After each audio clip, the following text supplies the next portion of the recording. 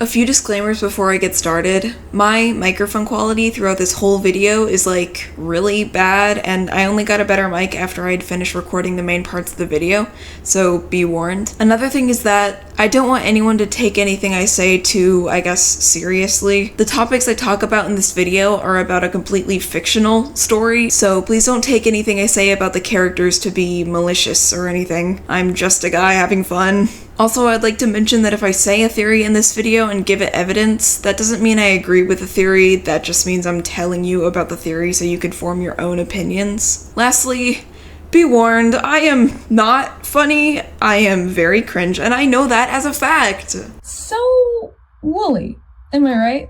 Some people absolutely adore him, others want him dead, and then there's me. I am so fucking confused by this sheep. Who are you, Wooly? Who are you? So, I've been absolutely insane trying to figure out who Wooly is, and, you know what? I, still don't know. Yeah, in my opinion, there's no way to tell who Wooly is with complete certainty right now. I have a feeling that we'll get an answer in the third game, but right now, yeah, there's no way of knowing completely. But boy, do I have a lot of ideas! In this video, I plan to basically just yap about all the theories I've come across, along with some of my own. So buckle up, because this is gonna take a while. Before I say anything, however, just a disclaimer, I am in no way a professional on the topics of mental health and such, so please take everything I say about those topics with a grain of salt. With that said, on with the video. So I remember when the first game came out, this first game, not the Game Jam game, I thought that Wooly was just a sentient character. I don't know what was running through my head at the time, but that's what I thought. Imagine he turns out to be one and I was just right all along. Anyway, I wasn't really theorizing about who he could be until the second game came out and I watched Dako's playthrough. Actually, when I saw the notification that he started playing, I didn't really care that much. Yeah, I know, right? Days not caring about a new Amanda the Adventurer game? What? But, yeah, it's true. I hadn't really been part of the fandom since the first game came out, and even then I wasn't really inspired by that one. I'm sure a lot of you don't know this, or maybe you do and I'm stupid, but I first started making Amanda animations when the Game Jam game came out. I'm gonna call it the pilot from now on. I don't remember what initially intrigued me about the game, but I do remember that my favorite character wasn't Wooly back then, it was Amanda. I liked Wooly, but the eeriness about how Amanda talked and moved were like, and I hate to say it, way scarier than anything we got in the first or second game. Like, look at this scene compared to another scene in the first game. Can you tell us where the butcher is? There it is! Let's go! Hello, meat man! Can you tell the meat man what we need? That's right!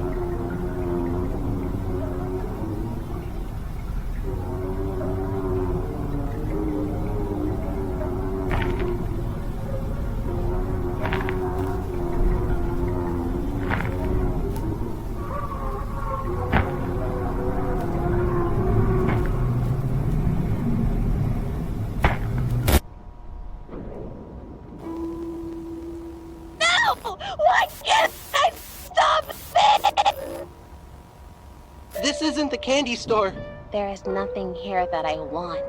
Maybe you can take us someplace else? I want to get my friend a special treat. I want to get my friend a special treat. Let me out of here! In the first one, why did she stare at you like that? I hate it! But in the second scene, it's pretty clear that Amanda is supposed to be portrayed as a sympathetic character rather than one who would try to, you know, kill you. I mean, she does, but it's just because Amanda is a very confused and scared kid. I'm pretty sure in the pilot, Amanda was supposed to be the main villain. Hamlin wasn't even part of the picture back then. And I think that is the main reason I didn't really click with the first game. I'd always known Amanda to be a scary villain who mistreated her best buddy Wooly, but when the first game was released, she turned out to be a very misunderstood character. And by the way, that's not to say I didn't like this new direction the games were taking. I absolutely adore Amanda, or Rebecca, as a character. I have grown to really root for her to escape these tapes. But what about Wooly? Did I like the direction his character was taking? In the pilot, he was someone who was very obviously supposed to be the good guy here. He told whoever was watching the tapes in the pilot to destroy the tapes to protect them. I know that in future games, destroying the tapes is actually something Hamlin does want, as shown by them presumably burning Kate's house in the second game. But back then, when Hamlin didn't exist, it was just something that Amanda didn't want. Wooly was just trying to protect the player from her. In the first game, he seems to be a very similar character. The first time he gets to be alone with Riley, the player, he talks directly to them, telling them not to do something. This is actually something he did in the pilot as well. In fact, these two scenes almost have the same exact script. Oh, it's you. Okay, we don't have much time. Whatever you do, don't... Oh, it's you. Whatever you do, don't... So, yeah, I guess his character hasn't changed a bit, huh? Wrong. Part 1. Why isn't Wooly just Wooly? In the In Your Neighborhood tape in the first game, second version of that tape by the way, Wooly tells you it's his birthday. Not only does he act extremely weird in that tape, I don't think we want this. I think Amanda is confused. but he also has one line in particular that's crucial. In the tape, Amanda and Wooly are going to different stores, trying to get Amanda's friend, aka Wooly, a special treat. Eventually, Amanda asks you to address the card you got to whoever it's going to. When the text box shows up, you're supposed to reply with Wooly. But, well, I'll just let you see what happens when you don't say Wooly. That's a nice birthday card. Do you want to give it to your friend now? Will you address the card? Who should I send this to? I don't think it's their birthday.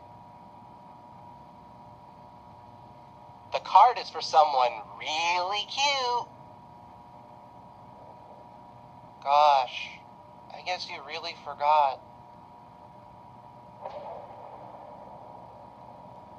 What?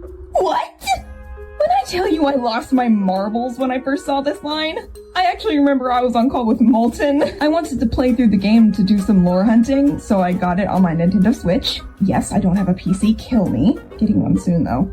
And I was having so much fun figuring out all the puzzles and seeing all the tapes that I hadn't seen in a while. I played through the first game right after the second game came out. Yeah, the Switch port for the second game wasn't out yet. But yeah, when I tell you I screamed when I first saw this, I feel so bad for Molten. My mind went down a spiral of thinking of all the possible meanings this line could have. I remember writing down a bunch of possibilities in a Google Doc because I didn't want to lose my train of thought. Oh, also, in the attic, there's a book, and on the side of that book, it has a cipher. This cipher was something that was in the original demo of the first game, but got taken out once the full game was released. However, when we translate this, it says, "Who is Wooly?" Why in the world would they bring attention to something like that if Wooly wasn't another person?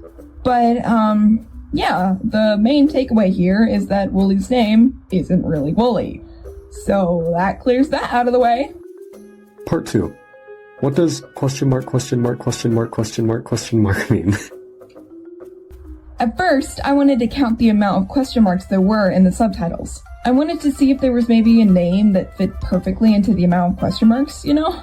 Well, there are 5. That's the same amount of letters as the name Wooly. So, I'm not saying that definitely proves there isn't a reason why there are that amount of letters, but it doesn't help that case either. After I counted the question marks, I started listing off names that had 5 letters that were important to the story. I, only got 2. David and Peter. Those are 2 people that show up in a secret tape in the second game.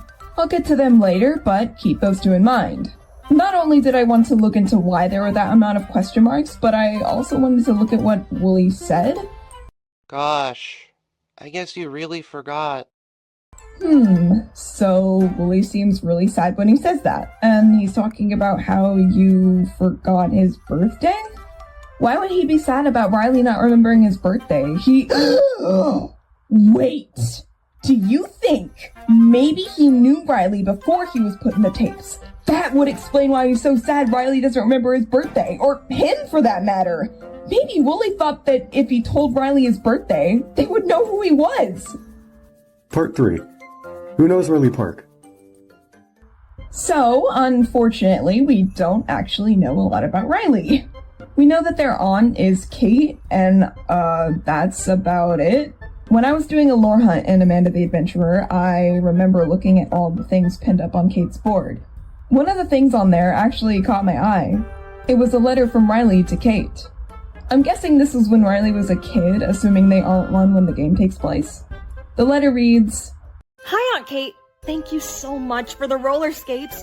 Dad and I went skating at the lake yesterday. He fell down, but don't tell him I told you that.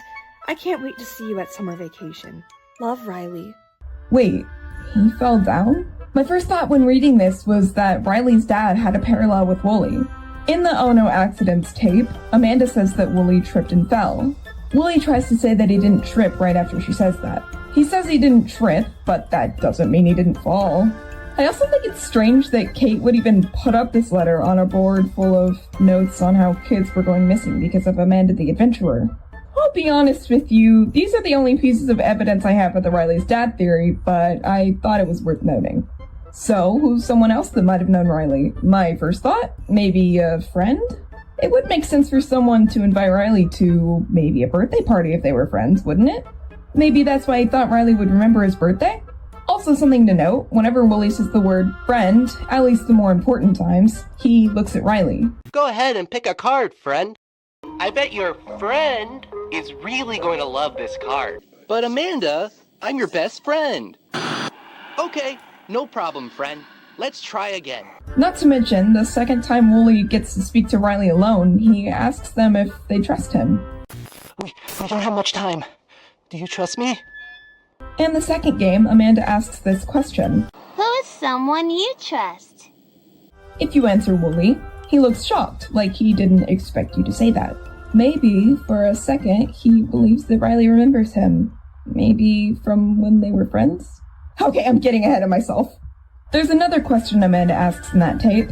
What's something that scares you? If you answer Wooly for this one, Wooly points at himself, almost as if to say, me? He also looks saddened by this answer, like he didn't want us to be scared of him. Going back to the do you trust me line, he seems to really want Riley to trust him. Wooly is willing to talk directly to Riley. He isn't afraid of letting them know he can hear them and understand what they're saying. Especially in the second game, Wooly asks a lot of questions to Riley, and he's expecting an answer. He also seems a lot more open with them. In the When You're Feeling Bad tape and the We Can Fix It tape, Wooly seems a lot more genuine and less like he's acting.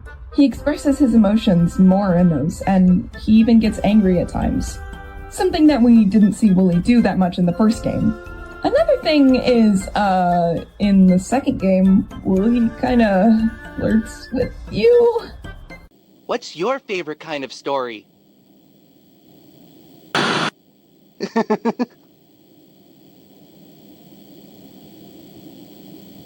Weird, right? I mean, this could just be a joke, but yeah. Anyway, moving on.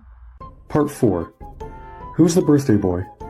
Another thing about Wooly and his whole birthday theme going on, I think that Wooly might have been placed into the show on his birthday. Going back to the second version of the In Your Neighborhood tape, when you're supposed to be getting a treat for Wooly's birthday, the tape forces Riley to choose the butcher's shop, making Amanda and Wooly go inside. In the second game, we learn that the butcher is someone Amanda fears. In fact, there's a lot of evidence that he might have been a surgeon who operated on her, as shown by this scene in the We Can Fix It tape. Close your eyes. Count down from 10. You may feel this pinch. So, yeah, seems to be a doctor of some sort. Isn't it weird that while we're supposed to be getting something for Wooly as a treat, we're supposed to go inside the butcher's? It's almost like him going to the butcher's shop was his treat. Like, for his birthday, he was operated on by whoever the butcher is. Maybe to get put into the show, assuming that Amanda had gotten operated on too. Oh yeah, and the evidence that he was put in the show on his birthday doesn't stop there. There's this whole birthday cake segment that, when completed, grants you the second version of the Oh No Accidents tape. And, that's the tape where Amanda operates on Wooly's brain. Sorry, do I need to repeat myself? Wooly gets brain surgery and a tape that's granted to you after you complete a birthday cake puzzle. And who was it that said it was their birthday earlier in the game? Wooly. Yeah, I'd say that's quite a bit of evidence. Also, this is probably less important, but, listen to this.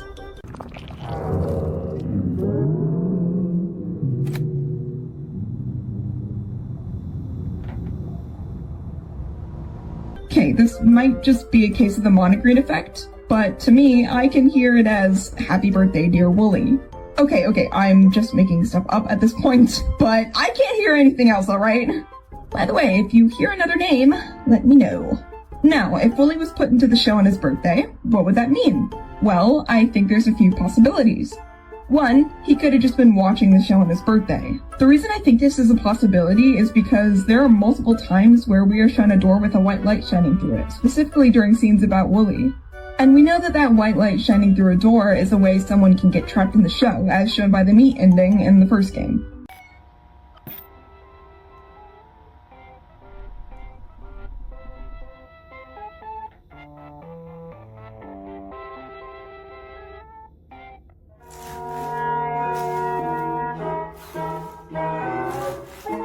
Another possibility is that he could have been somehow tricked into going into the show.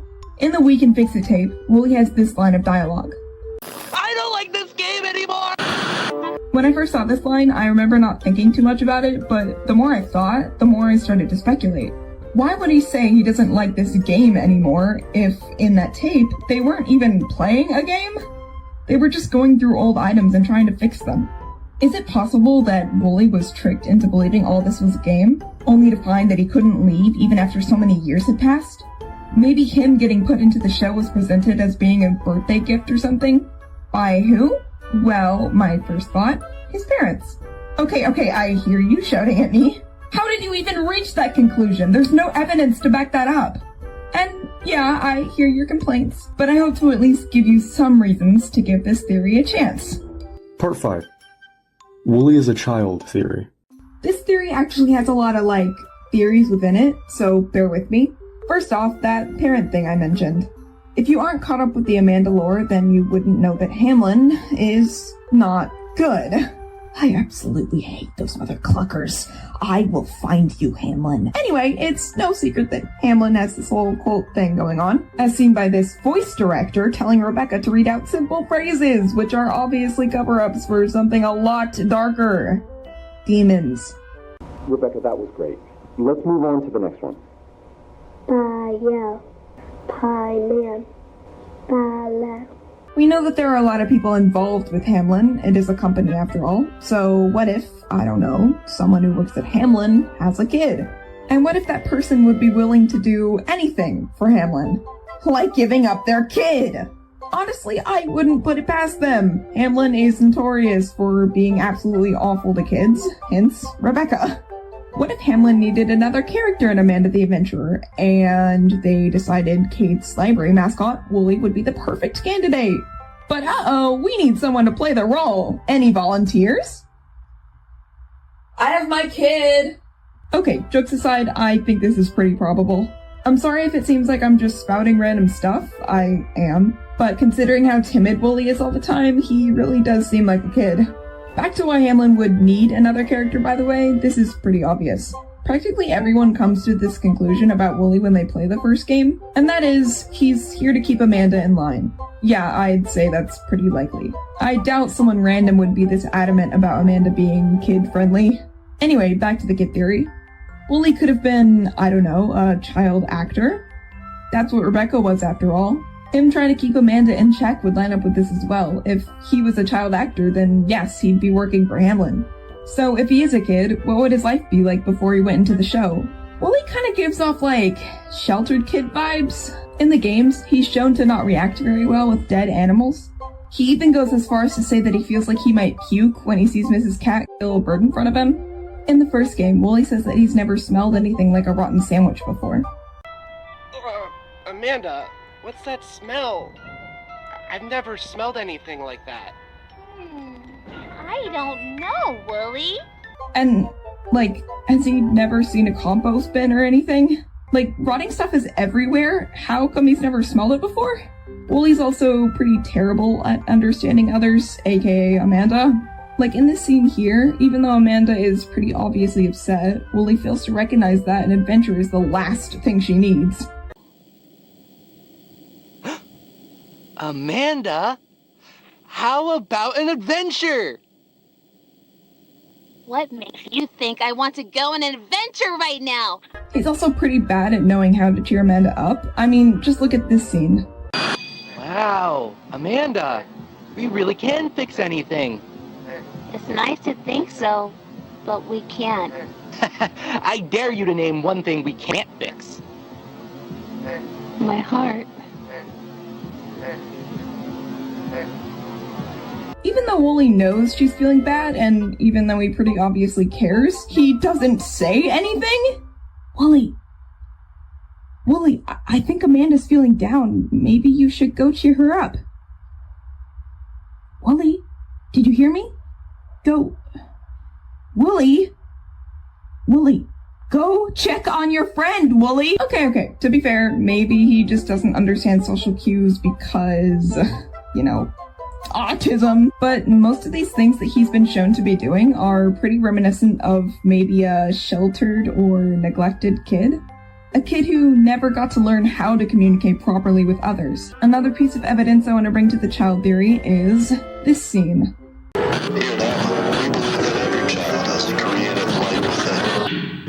This scene, in my opinion, is supposed to represent all of these guys getting trapped in the show. And notice that the voice says, every child. I'm assuming the voice is talking about the people in this scene. And guess who's in this scene? That's right, Wooly! I think that's pretty solid evidence that he might be a kid. There is one thing, though, that is kind of pointing to the fact that he could be an adult. In the Wooly Reads Reviews video, Wooly is very adamant about the fact that he's a sheep and not a lamb.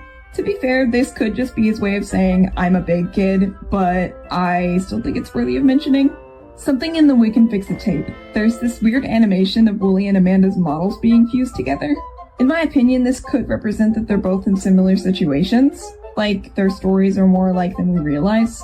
And Rebecca's a kid, so you see what I'm trying to say. These animations could also be a reference to the fact that they're stuck in here together. Something in the When You're Feeling Bad tape, by the way. Wooly asks what Riley's favorite kind of story is. If you answer scary or horror, Wooly responds with this. Those kind of stories are too scary for me. Obviously, kids are probably more likely to get scared of spooky stories, so there's that. Now, moving on to a theory I've heard countless people talk about. Part 6. Wooly is a Hamlin employee theory. So, I'm not gonna lie, this theory does have a lot of evidence pointing towards it. It's also the one that most people who play the game come to the conclusion of, at least from what I've seen. Wooly is someone who is constantly trying to keep Amanda from talking about the more morbid topics that she seems to have a fascination with. And going back to that scene I was just talking about, did you notice that Amanda and the opossum were freaking out? Meanwhile, Wooly just kind of looked a bit, I guess, fascinated before completely relaxing. Doesn't seem like a very normal response to getting put into a show you'll be trapped in for years. There is another line that Wooly says in the second game that's interesting. I can't handle this anymore!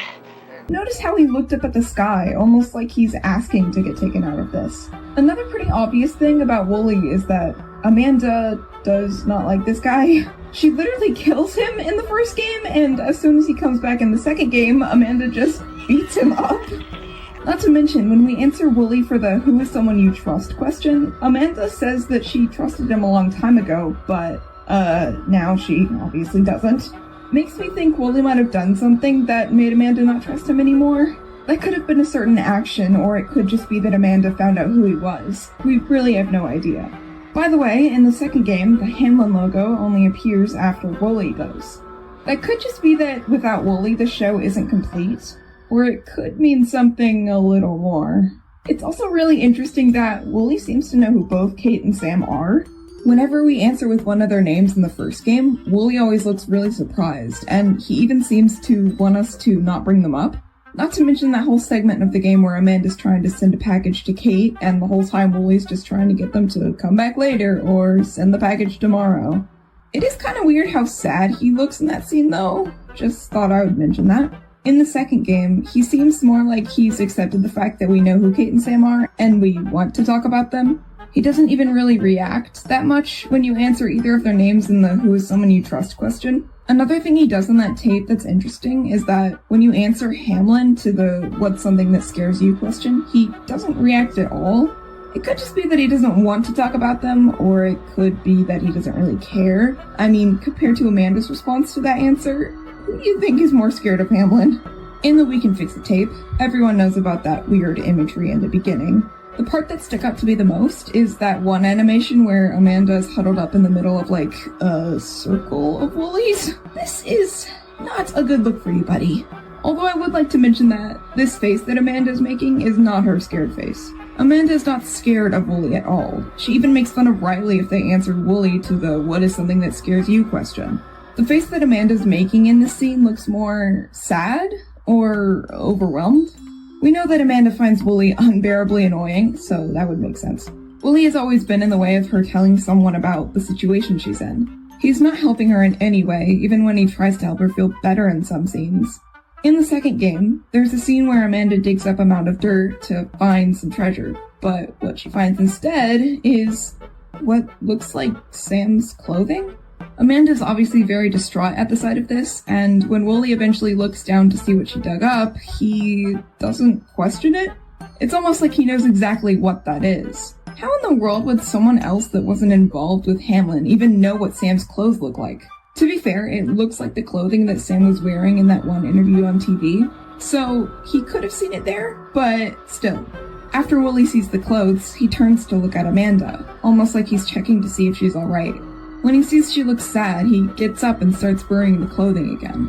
Yeah, another time this isn't really a good look for Wooly.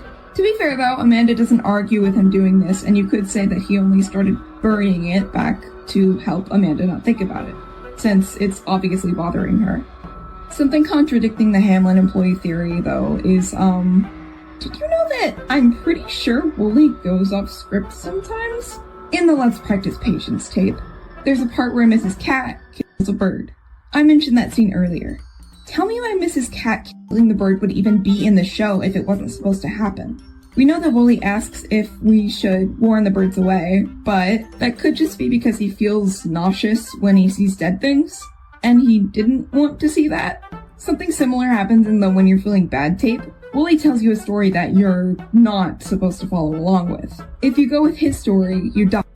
But if you go with Amanda's story, illustrated by a few drawings she made, a narrator voice comes on and tells her version of the story that she wants to hear. Why would those narrator voice lines even be recorded if they were never supposed to appear in the show? And who is it that wants to prevent those voice lines from ever happening? Wooly. We know why he doesn't want those voice lines happening too. Earlier in that tape, Wooly asks you what your favorite kind of story is. If you say anything along the lines of tragic or sad, Wooly says this. Oh, we don't like those kind of stories around here at all. But the thing is, we know that's not true. Amanda obviously likes those kinds of stories, since she says she feels better after the narrator tells her the one that she drew, which is in fact a sad story. It seems like Wooly is the only one who didn't want to hear it, so he tried to change the story for his own reasons. Even though he knows that that other story would help Amanda, he doesn't want to hear that sad story for his own sake. Gee, I'm not gonna lie, Wooly can be pretty selfish at times. I don't want to make it seem like I'm calling him an evil character, however. He had his reasonings for not wanting to hear that story, but I'll get into my speculations on that later.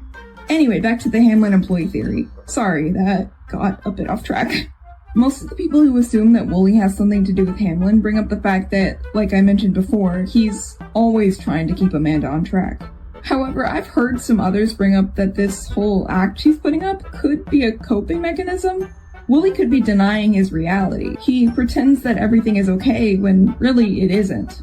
The reason why he doesn't want Amanda to go off track could be because she's ruining that facade for him. Or maybe because he's scared of what might happen to her if she doesn't do what Hamlin wants. In the Everything Rots tape, we can see two different sides of Wooly. One who wants to assure himself that everything is going to be okay, and one that isn't so sure.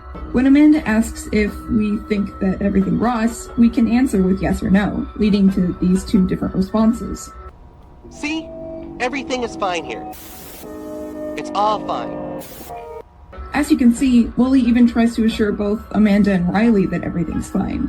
He really wants you to believe him on that, but if we answer yes... That's what I was afraid of. Wooly looks defeated and sad. On another note, a reason I could see on why he would, I guess, want to stay in this world is that maybe life is better to him here than in real life. Maybe Wooly might have had a terrible life before he got put into the show, so now he wants to do whatever it takes to keep everything as perfect as it can be here, which would lead into why he wants Amanda to stay on track. Okay, I'm sorry. At this point, I'm just saying whatever comes to mind, but that's what this video is for, right? Daisy yaps for insert time here about who the heck this sheep guy could be, and also does character analysis on the side. Okay, we're getting off track, we're moving on. Part 7. Wooly is an animal theory. This is one that I haven't heard people talk about that often, but there is still definitely evidence that could point to this being the case. For one, hello? The entire What's a Family tape? Okay, but no, seriously, what is up with this tape? I really hope we get an answer in future games because it's very interesting. Anyway, so throughout this tape, Wooly is uncontrollably braying. Like, okay, just watch this. What a cute fib. I think it's time to visit the sheep. Yeah, it's weird, to say the least.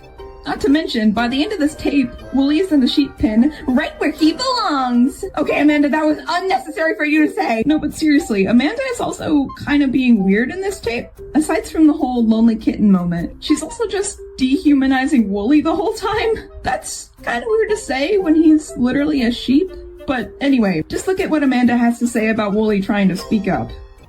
Amanda, I'm an animal, and Animals don't talk, silly. She's so mean sometimes, but it's so funny. At the beginning of this tape, Amanda explains why Wooly brayed after he said his name, and for some reason Wooly just looks saddened by this. It's weird. He's also incredibly offended when you're supposed to mimic what a sheep sounds like, which could lead to this theory. Like, why would Wooly care if you could do a good sheep impression or not if he isn't a real sheep to begin with? I don't know. Wooly also has a lot of meat imagery that usually flashes on screen during scenes about him, like that scene where you say your favorite kinds of stories are horror I mentioned earlier.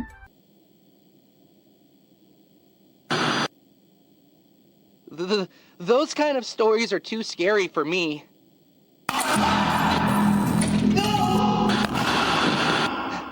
Wow. I wish I hadn't asked. Obviously, a real sheep would have more reason to worry about becoming someone's meal, but this fear could have been something he learned to have after realizing that Amanda is not a vegetarian, and there's a butcher in this town! Anyway, something that I don't see a lot of people talk about are those times where we see, like, pig imagery. A pig says, like, fun!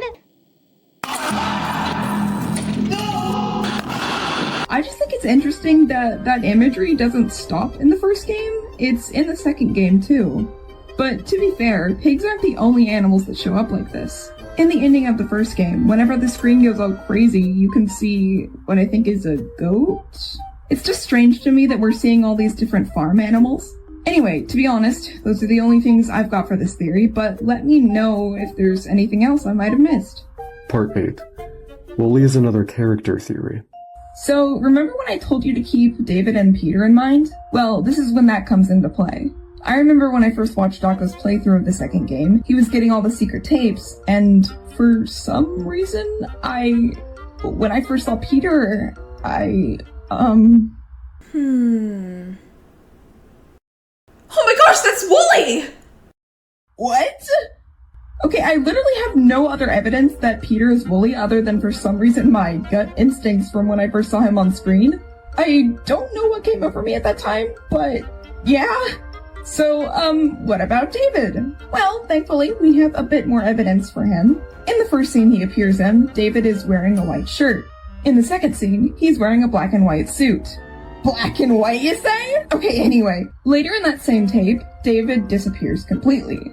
When Peter mentions him, the others completely ignore it. I think that's really strange. Not to mention, none of them ever even mention Wooly in this tape. Their only concern is Rebecca. I feel like if they were trying to investigate Hamlin, they'd be looking into everything, Wooly included.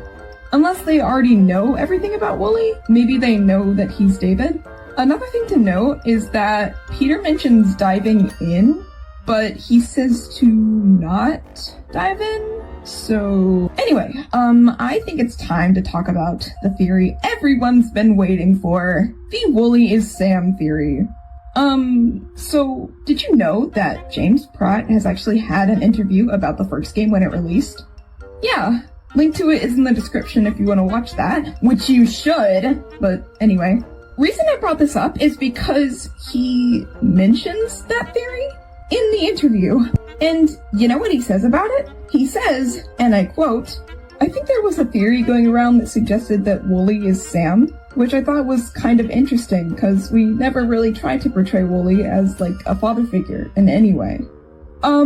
So yeah, Wooly isn't Sam. James was surprised by the fact that people even thought he could be Sam. To be fair though, earlier in the interview, James mentions that for the story of ATA, they hadn't planned out the complete story from start to finish. So maybe the lore might have changed in between games, but I doubt it. James also mentions that the team working on ATA already had who the characters were and their motives when they were working on the first game. So yeah, point is, I doubt he's Sam. Something to mention though, if you still believe the Sam theory, there is something in the second game that could point towards it. When Amanda and Wooly are hunting for treasure, Wooly gets stuck in a hole that parallels the Sam clothing from earlier in that same tape. So there's that. Another thing in the interview though, I've seen some people speculate that Wooly is someone named Danny McQuiggan, credited as being the containment specialist in one of the tapes. Yeah, he's not. James says that in the first game, they thought it would be a cool little idea to add some names of some people that the team knew. And Danny McQuiggan is James's cousin-in-law. So yeah, sorry to break it to you guys. I've seen a few people also mention Larry Smith, someone credited as being the chief neurosurgical officer. Well, lucky for you guys, I have nothing to say against that theory.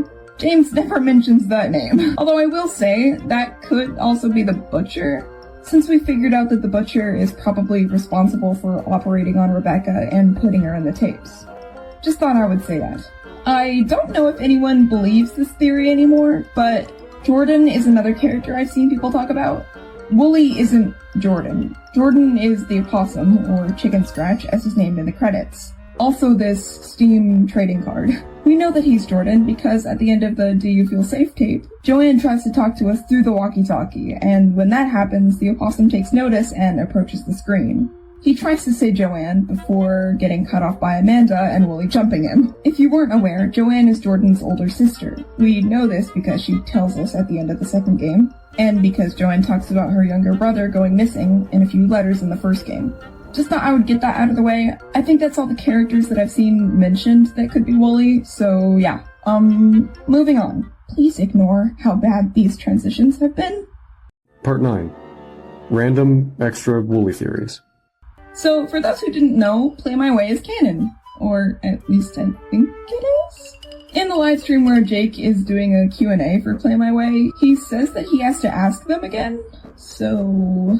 But I would probably assume that it is canon. Now, I've seen a lot of people look into the drawings at the end of the music video, which is a good idea, right? Well, guys, I don't think Jake knows who Wooly is. I also don't think he knows a lot about the third game. I say this because in the Q&A livestream, they talk about Wooly at some point, and Jake says he doesn't trust Wooly. Now, the reason I bring this up is because why would he say he doesn't trust Wooly if he already knows who he is? Like, it sounds like he's speculating when he says that. It doesn't make sense for him to spoil that Wooly isn't someone you can trust if he knew, you know?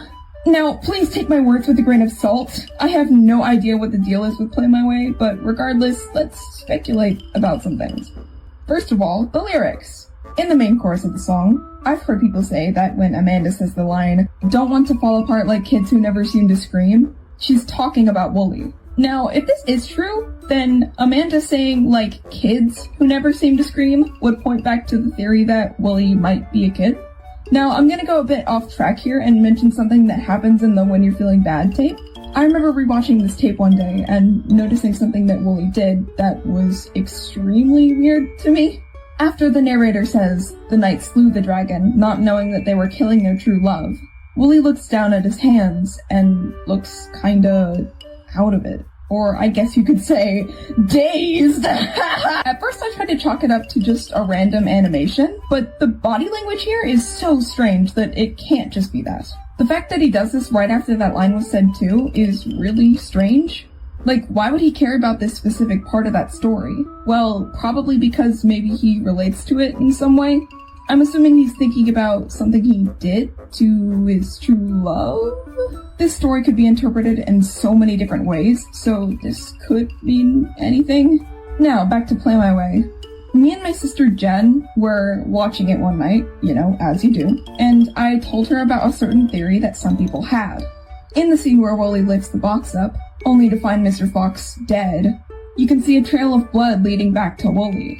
Not to mention that there is blood covering his hands and around his mouth.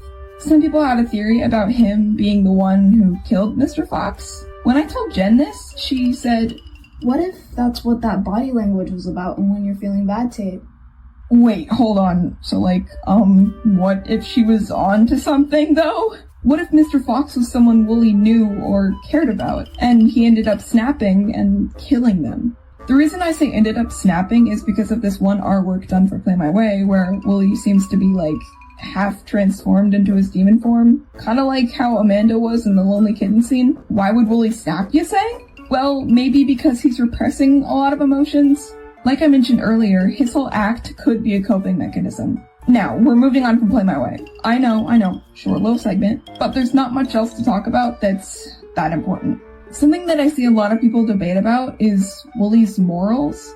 I'm just gonna start off by saying, Wooly isn't evil because of the fact that he has a demon. I mean, have we seen Amanda? And I've also heard people talk about how, oh no, Wooly gets mad at us in the second game.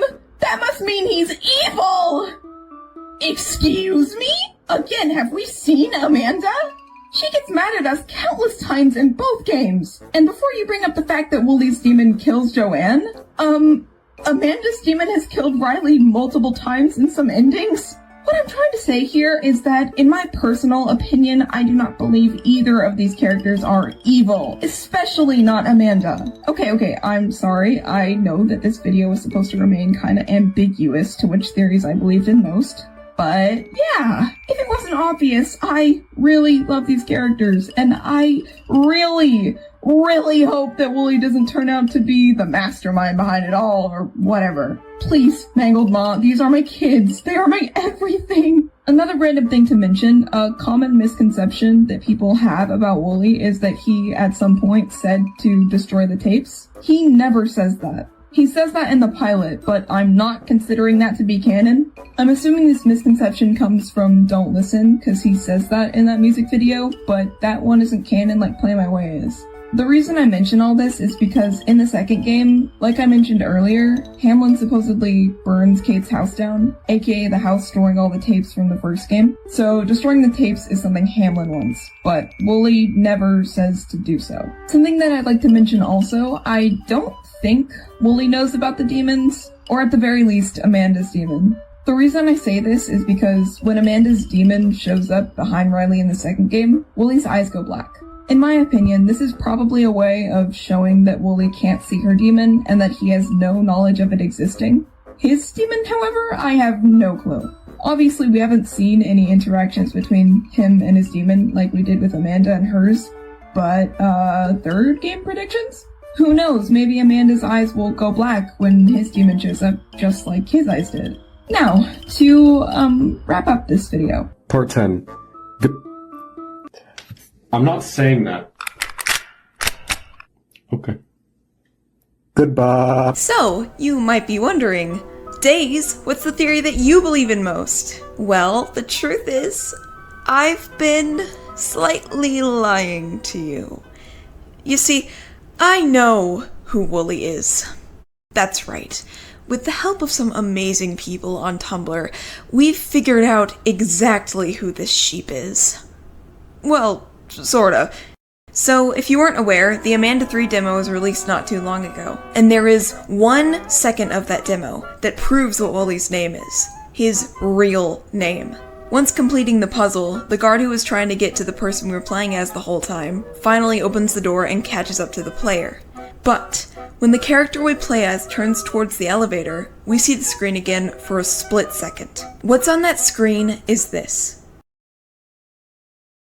It seems to be showing us options for which cameras to view. And what do these cameras show? Well, the first two say Podcam 1 and Podcam 2. I'm assuming those are referring to the 2 children we see on the monitors above the screen showing Amanda and Wooly. So, if we go by that logic, then that would mean the other 2 camera options are also monitoring people. The third one is RebCam. I'll let you take a wild guess as to what I think that one means. Reb is probably referring to Rebecca, so RebCam is monitoring the real Rebecca while her mind is playing the role of Amanda in the tapes. And, I'm sure you know what's coming. The camera option under RebCam is Marcam. That's right, I believe this is Wooly. And before you think I lied just a second ago about knowing his name, I didn't. Sure, right here, we can't see his full first name, but that doesn't mean that we haven't seen it before. Now, let's backtrack a little. In the first game, there's a list of some people credited as being the Happy Birthday singers. Looks normal, right? Right. Until you collect all the secret tapes in that game. Once you've gotten them all, the credits change, showing you this. The numbers change to hexadecimal, being 75, 69, 7A, 6B, 63, and 61. Once this is translated, it comes out as UIZKCA. That's gibberish, until you put it through a Caesar shift, with a shift of 8. Then, it comes out as the name Marcus. So, yeah. Why would this be Wooly though? Well, just think about it. The credits that give us this name are the Happy Birthday singers, and earlier in that game, Wooly said it was his birthday. Not to mention all those birthday themes surrounding him I mentioned earlier. I was also wondering about why the shift would be 8 when I translated the letters. Well, on that book I mentioned earlier with Who is Wooly written on the side of it in the ATA cipher, it has what looks like maybe either an S or an 8 next to the question. I'm also thinking that it could have possibly been Wooly's 8th birthday when he entered the show, going back to that birthday theory from before. But either way, I'm almost 100% sure that Marcus is Wooly. Unless I'm wrong, then, but I guess we'll just have to wait and see. So, we know Wooly's name, but what about who he is? Lore-wise, I mean. The theory that I want to happen the most is probably the kid theory. Specifically the theory about him maybe being a child actor or the son of someone who works at Hamlin. I just think that this one goes so nicely into the plot. It makes sense for his mannerisms, his motives, and his personality. Sure, there are some things that might not add up perfectly, but with a little explaining, you could wrap it all up in a neat bow. Not to mention, I'm constantly calling him and Amanda my kids. Which they are. But alas, we have no idea what the future holds. And even if I try my very hardest to wish it into reality, I cannot control what the Amanda lore is. I'm sure whatever the team over at Mangled Maw has planned will be an amazing story regardless. If I haven't made myself clear before, I absolutely love Amanda the Adventurer, and I always will. The story and characters have brought me so much joy. This game has genuinely helped me get through some of the worst days, and I will forever be grateful for that. To end off this video, I'd just like to say thank you. Thank you for sticking through to the end of this yapping session. I've put hours upon hours into making this video, and it just makes me really happy to know that you cared enough about my autistic ramblings to stay. Thank you so much.